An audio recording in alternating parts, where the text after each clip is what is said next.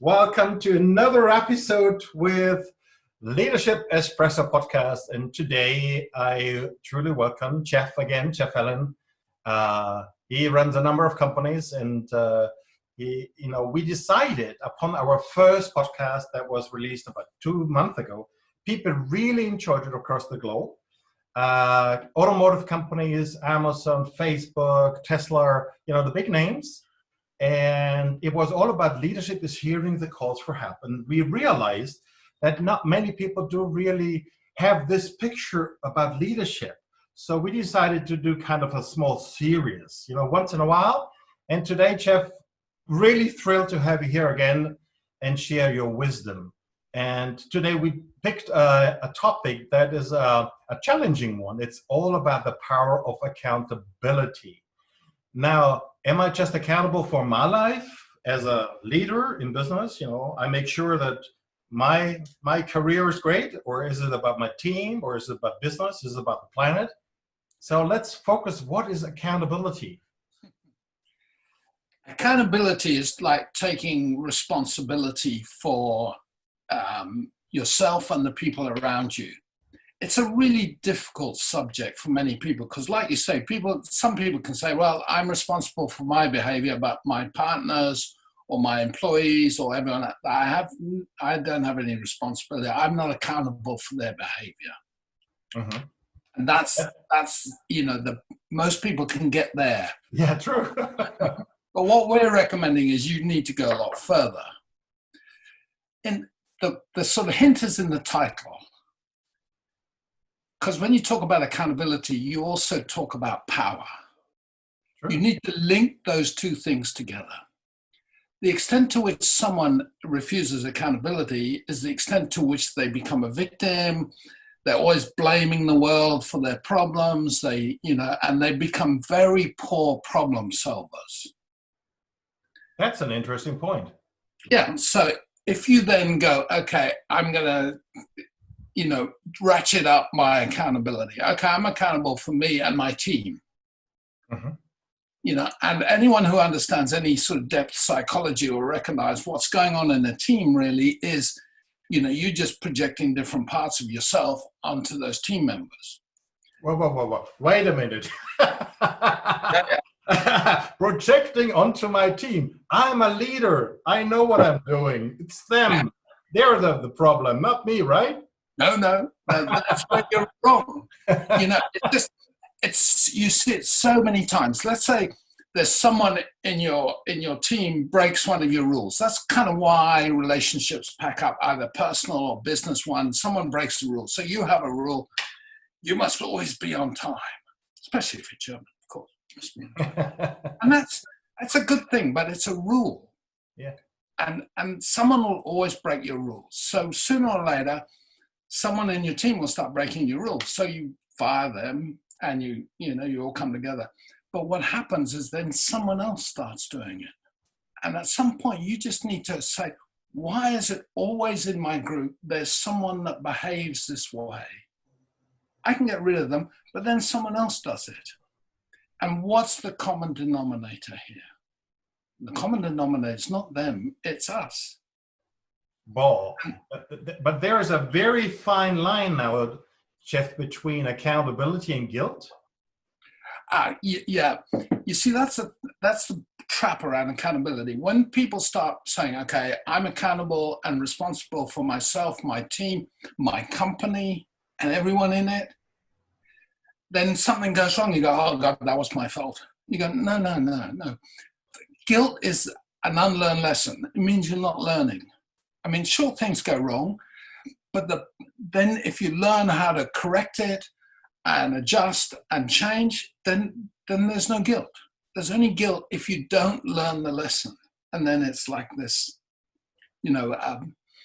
thing that you carry around going, yeah, I screwed up, 20 years ago, and, I'm still screwing up. That's guilt, and you got to get rid of that. But let's go back to the accountability. Mm-hmm. Mm-hmm. And take it, because we haven't got much time, and I could talk all day about this, because it's one of my favorites. But it's like, if you go back and you said, as a company CEO or a department leader or something like that, you became accountable for your department. Mm-hmm. And you said, I take responsibility for myself and for everybody in it. Then what that does is give you the power. Because then if something's going wrong, you go, this is a reflection of me. If I could find this part of myself and correct it, it'll correct in the outer world. Because as many of us know, our inner world and our outer world are connected. If you want to become an effective problem solver, you always start with yourself. But if you start going out there trying to start with other people and change them, then you'll end up in conflicts, you'll end up with fire, things just don't work. You've got to start with yourself. And that's the thing, even to the point of saying, using metaphors like you are the emperor of your world. You are the king of your realm. Sure. So what's going on? If there's poverty out there, if there's disease out there, then look to yourself and say, what part of me has this belief about this? Where can I change so I can get to a place where everyone in my realm, in my kingdom, in my empire, prospers. That I become that benevolent creator whereby everybody, wants to belong. It's like they all prosper, everyone does well, and not only that, can respond quickly and easily to problems. But for that, you need to be accountable, which means you can't start blaming other people. You can't get into that whole blame game.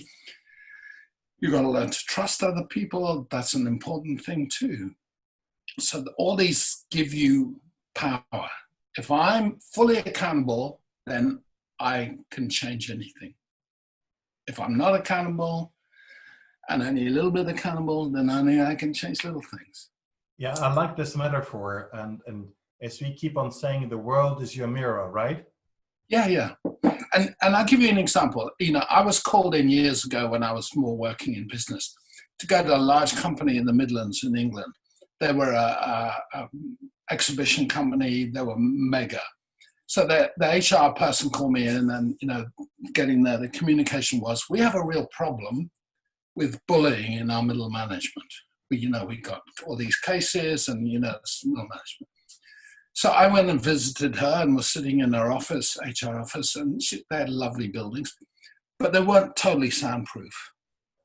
So I could hear next door someone really chewing someone out, unreasonably blaming them for everything, just bullying them. Uh-huh. And so I said to her, the HR person, I said, whose office is that? And she said, the chief executive's. I said, and you want me to go down and talk to middle management? What we need to do is get up and walk in there and talk to him about his style. And she said, we can't do that. I said, goodbye. It's just, if you can't see that your behavior as a CEO and you go around bullying people and then you complain about your middle management bullying people and you don't see the connection of that, that's poor. That's poor management. And that's not taking accountability. Jeff, I had the experience now over 20 years going down this journey, what I call a learning journey. And some may even call it a healing, integrating journey. And I see the challenges are that I see the PowerPoint. Interesting name, PowerPoint. That was Microsoft. Okay. So I can see that I turn around the idea of being a victim outside of that. If my team fails, if somebody fails, if we don't hit the numbers, if we don't get the profit right, if we don't get the timing of the innovation, if we don't get the demands of our customers right, I always have a choice. I go and bully someone, and I will find someone. But this will create a culture of nagging, man. Yeah. So, and this will, people will push it down the line. Yeah. I mean, everybody nags. Or I get accountable. That doesn't mean I'm guilty for that. No. But I am the one that can ask the same question inside. Is there a belief, or is there anything inside myself that would create this? Yeah, exactly. Why would I create this? And then the thing is the purpose of business is to achieve goals. If you're not achieving goals, then the purpose of business is to be a good problem solver. Mm-hmm. If you want to be an effective problem solver, then you need to learn about accountability. And it is a tough lesson. We're so used to blaming everyone else. Someone else has done it wrong. We hide where we're doing it wrong. Mm-hmm. And we don't learn the lessons. We don't change and adapt. And we just make it all about other people's mistakes. And, Mm-hmm. that's the whole thing. It's like, when you're successful, you think it's because you're a genius. And when other people are successful, you think they were lucky. You go, no. You're successful because you're doing it right. And if you're not successful, then you need to learn to change, become a problem solver till you do it right. And then that's the power in accountable. It's my power. It's my decision. It's taking the steering wheel and change myself. Yeah. Which is great, which is very powerful. And it's a journey. It's not, I do it once and then it's done, because I will increase my capacity of handling greater and greater situations and people and teams, which is fantastic. And what do we do? I always get asked the same question. Okay, nice. What do we do about the person that is failing, or bullying, or whatever, creating conflicts? Aren't we gonna go to this person as well and tell them off to stop this? Yeah, but how helpful is that? The thing about someone failing is there's so many different dynamics to failure. And one of the biggest dynamics, of course, is competition. And, we in business, we love competition. But unfortunately, competition sets up a win-lose scenario. So for everyone winning, someone's got to fail. So if you're competing with the world out there, half the world is failing, half the world's winning. And then you say, they're all failures out there. And you go, well, no. Where do we need to get to a place of mutuality, cooperation, whereby we can all be successful? We need to give up the concept of winning, because they're winning and losing. But we do need to learn about success. And success, you can't be successful and competitive, because competition destroys partnership. And to be successful, you need to be good at partnership. Well, we have another topic right there. Yeah. But I get what I'm saying, and a lot of people, it's how can I be accountable for this guy or this situation? And you go, well, if you want to improve it, you can. And become accountable. But if you go, no, it's got nothing to do with me, now you're stuck with it. The other day, you have a football soccer club, FC Liverpool, right? Yeah. And you have a German guy over there called Jürgen Klopp. Yeah. But he did well in Germany before he came here, Yeah. And actually, I remember what he was saying about the success of the FC Liverpool, which now, I think they're number one in the UK in many areas, right? Yeah. Won 3 titles, and that after 30 years. And he was asked, what is it? How did it happen? And he said, well, it's quite easy. If we are successful, it's because of our team. And if we are failing, it's because of me.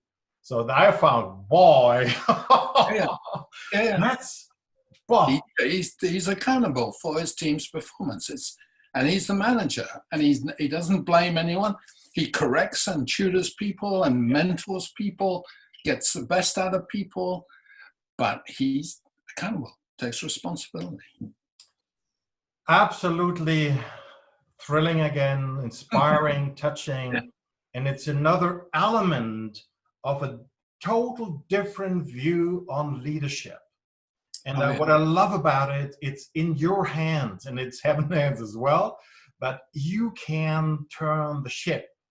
not because of your ego, but because you're willing to learn. So we have another topic. We have about competition, success. So we'll do it next episode. So really, thank you. So grateful, Jeff, for your time, for your wisdom, and talk to you next time. Yeah, my pleasure. Leadership Espresso. Thank you. I'm drinking tea, so I'm English. Of course, you're British. Cheers. Till next time. Thank you. Next time. Bye-bye.